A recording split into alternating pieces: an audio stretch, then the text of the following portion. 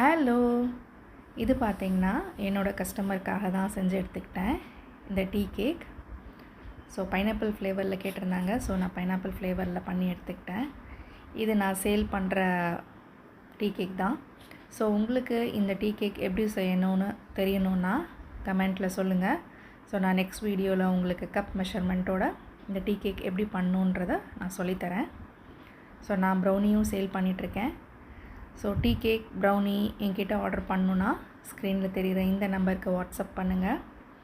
உங்களுக்கு இந்த tea cake எப்படி செய்யணும்னு தெரியணுன்னா கமெண்ட்டில் சொல்லுங்கள். நான் நெக்ஸ்ட் வீடியோவில் அப்லோட் பண்ணுறேன் வித் கப் மெஷர்மெண்ட்டோட. இது பாருங்கள், நான் கட் பண்ணி காமிக்கிறேன். எவ்வளோ சாஃப்டாக இருக்குன்னு பாருங்கள்.